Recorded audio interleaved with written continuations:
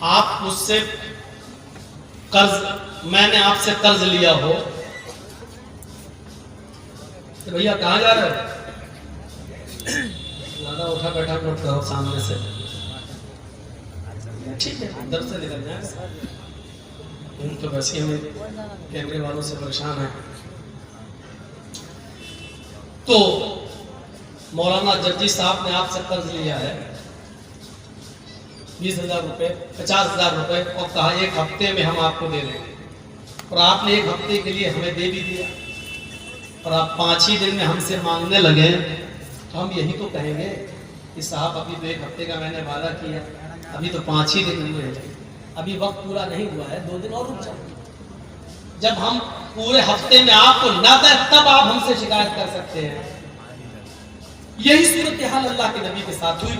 एक यहूदी से अल्लाह के रसूल ने कर्ज लिया, एक हफ्ते का वादा किया, 5वां दिन हुआ उसने कर्ज मांगना शुरू कर दिया। अरे अल्लाह के रसूल मेरा कर्ज मुझे दे दीजिए जो हमने आपको दिया था। तो अल्लाह के रसूल ने फरमाया अभी तो नहीं है मेरे पास। देखिएगा मालिक अल्लाह के रसूल, उस बस्ती के मालिक अल्लाह के नबी इशारा कर दे तो यहूदी पिट जाए। अल्लाह के नबी ने कहा कि मेरा कर्ज दो। अल्लाह के नबी ने फरमाया अचानक तुम कर्ज मांगने लगे हो, अभी तो 5 ही दिन हुए, मैंने तो एक हफ्ते का वादा किया था। उसने कहा ठीक है मैंने एक हफ्ते का वादा किया था आपने, अगर मुझे आज ही जरूरत पड़ गई है तो मैं क्या करूं, मुझे आज ही चाहिए। अल्लाह के रसूल सल्लल्लाहु अलैहि वसल्लम फरमाते क्या आज तो आनन फानन न कर नहीं पाऊंगा, इतनी जल्दी मेरे पास इंतजाम कैसे हो सकता है? तुमने तो अचानक मेरे सामने अपने कर्ज के लिए हाथ बढ़ा दिया। उस यहूदी ने गुस्से में कहा अरे मोहम्मद सल्लल्लाहु अलैहि वसल्लम, तो हम इसलिए कह रहे हैं कि नाम आ रहा है, उसने तो नहीं कहा अरे मोहम्मद आपको आज ही मेरा कर्ज देना होगा। आपने कहा वो तो नहीं है, अभी 2 दिन बाकी है, मैं 2 दिन के अंदर अंदर तुम्हारा कर्ज वापस कर दूंगा इंशाअल्लाह। उसने कहा मुझे आज ही चाहिए, और अगर आप मेरा कर्ज नहीं देते तो मैं इस जगह से तुम्हें जाने नहीं दूंगा, इस जगह से मैं तुम्हें उठने नहीं दूंगा। इमाम बैहकी अपनी सुनन के अंदर इस रिवायत को लाते हैं, सुनन बैहकी की रिवायत। अल्लाह के नबी कहते हैं फिर तुम्हारी मर्जी, अगर तुम मुझे इस जगह से जाने नहीं देते हो तो मैं इसी जगह बैठ जाता हूं। अपने सर से अमामा उतारा और उसी जगह पर अल्लाह के नबी बैठ गए, बिछाया और बैठ गए। वो यहूदी भी बैठ गया। ज़ुहर की अज़ान का वक्त होता है, अल्लाह के रसूल फरमाते हैं यहूदी मुझे इतनी देर के लिए मोहलत दे दे कि मैं मस्जिद में जाऊं और नमाज पढ़कर वापस आ जाऊं और इस जगह पर बैठ जाऊं। उस यहूदी ने कहा मेरा कर्ज दे दो और शौक से नमाज पढ़ते जाओ, और अगर नहीं देते हो तो मैं नमाज पढ़ने के लिए भी आपको यहां से उठने नहीं दूंगा। आपने ज़ोहर की नमाज वहीं पढ़ी, असर में भी इजाजत नहीं दी, असर भी वहीं पढ़ी, मगरिब भी वहीं पढ़ी, ईशा भी वहीं पढ़ी, रात भर भी उसने उठने नहीं दिया।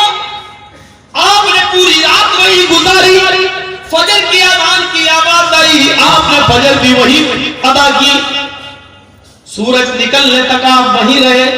जब सूरज निकल गया और काफी बुलंद हो गया तब वो यहूदी अल्लाह के नबी सल्लल्लाहु अलैहि वसल्लम के करीब आकर बैठता है और कहता है मोहम्मद सल्लल्लाहु अलैहि वसल्लम मैं आपसे कर्ज नहीं मांगना चाहता था, न मेरा इरादा था कि कर्ज मांगा जाए, बल्कि कल ही मैंने अपनी किताब तौरात को पढ़ा था, कल ही मैंने अपनी किताब तौरात को पढ़ा था।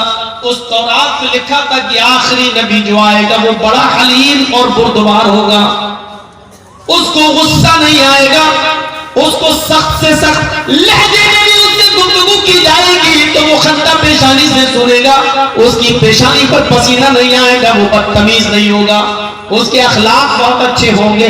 बस यही सोचकर मैं आपको आजमाना चाहता था, मैं देखना चाहता था कि वक्त से पहले कर्ज मांगू तो आपको गुस्सा आता है या नहीं आता है। आप अपने सहाबियों से हमें पिटवाते हैं कि नहीं पिटवाते? ये देखना चाह रहा था, मैं ये देखना चाह रहा था। जैसे आजकल देख रहे हैं ना बौखलाहट, जब देखा जा रहा है कि हमारी हवा ढीली है, पोजीशन खराब है, तो किसी तरीके से हिंदू मुस्लिम कराया जाए और जो हमारे पालतू कुत्ते हैं जो हमारी हड्डियों पे पल रहे हैं उन्हीं के हाथ से गोलियां चलवाई जाएं और कई कई लोगों को मरवा दिया जाए। समझ गए ना? खुल के मत बोलवाओ यार, हालात नाजुक है।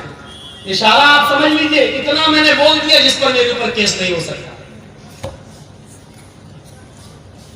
पालतू कुत्तों के जरिए जिनकी हड्डियों पर जो पल रहे हैं उनके जरिए गोलियां चलवाकर हिंदू मुसलमान कराने की साजिश, क्योंकि हमारे पास कोई और रास्ता नहीं है इलेक्शन को जीतने का सिवाय हिंदू और मुस्लिम करने के।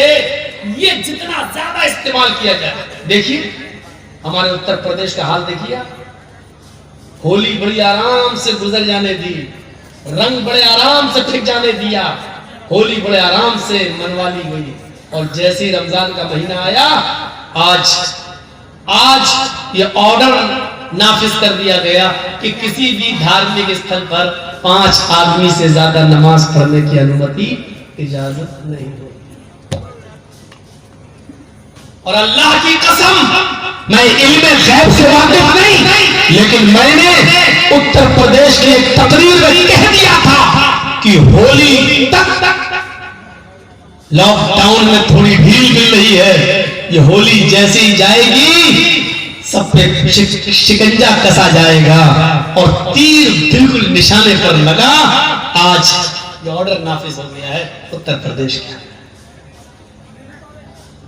मेरा कल का प्रोग्राम होने वाला था दलकोला में, लेकिन कल ही फोन कर दिया गया कि साहब परमिशन नहीं मिल रही है, कल का प्रोग्राम दलकोला का कैंसिल हो गया है।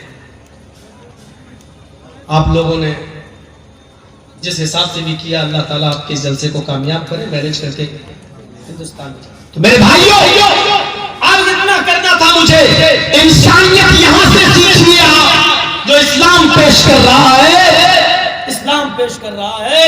अल्लाह के नबी सल्लल्लाहु अलैहि वसल्लम ने फजर भी वहीं पढ़ी, सूरज निकल गया तो वो यहूदी खुद आता और कहता कि अल्लाह के नबी सल्लल्लाहु अलैहि वसल्लम, मैं देखना चाहता था कि आपको गुस्सा तो नहीं आता है। तो अल्लाह के नबी सल्लल्लाहु अलैहि वसल्लम ने पूछा, कैफा वजदता नाती फी किताबिक, अपनी किताब के मुताबिक तुमने मेरी सिफत कैसी पाई, यानी तुमने अपनी किताब तौरात में जो पढ़ा था उसके मुताबिक मुझे कैसा पाया। उसने कहा, मेरी किताब में जैसे लिखा था उससे भी अच्छा, उससे भी आगे बढ़कर, उससे भी बढ़कर आपको मैंने बाखलाक पाया है। फिर अल्लाह के नबी सल्लल्लाहु अलैहि वसल्लम ने उससे पूछा, फिर तुझे कौन सी चीज रोक रही है इस्लाम कबूल करने से? यानी अपनी किताब के मुताबिक जब तूने मुझे वैसा पा लिया जैसी मेरी किताब में लिखा है, तो फिर तू इस्लाम कबूल क्यों नहीं करता? फिर कौन सी चीज माने, फिर कौन सी चीज तुझे रोक रही है इस्लाम कबूल करने से? कहने लगा, हाथी यदका उबायका अलल इस्लाम, अरे अल्लाह के नबी अपना हाथ बढ़ाइए, अपना हाथ लाइए, मैं आपके हाथ पर हाथ रखकर कलमा पढ़ना चाहता हूँ। अल्लाह के नबी ने अपना हाथ बढ़ाया और उस यहूदी ने उसी वक्त कलमा पढ़ा, अशहदु अल्ला इलाहा इल्लल्लाह व अशहदु अन्ना मुहम्मदन अब्दुहु व रसूलुहु। इस जमीन के मालिक हम, इस शहर के की पूरी बागडोर मेरे हाथ में, मेरा एक एक साहबी मेरे इशारे पर कत्ल करने के लिए तैयार, लेकिन एक मामूली यहूदी कह रहा बैठ जाओ, जब तक मेरा कर्ज नहीं दोगे मैं उठने नहीं दूंगा। अल्लाह के रसूल बैठ जाते हैं। उस यहूदी का हक है, वो कर्जा ले सकता है, सख्ती से मांग सकता है, क्योंकि उसने मुझे कर्जा दिया है। ये अलग बात है कि वक्त से पहले मांग रहा है, लेकिन उसने अपने कर्ज का मुतालबा किया है। अल्लाह के रसूल ने इंसानियत दिखाई, सब कुछ ताकत पावर सब कुछ होने के बावजूद भी आपने किसी साहबी से ये नहीं कहा, नहीं हजरत उमर बिगड़ने भी लगे, तेरी इतनी हिम्मत हमारे नबी को? अल्लाह के रसूल ने कहा, नहीं अय उमर नहीं, वो मुझे कह रहा जो कह रहा तुमको नहीं, आप अपना काम करिए। आपने हजरत उमर फारूक को रोक दिया और खुद आप उसके साथ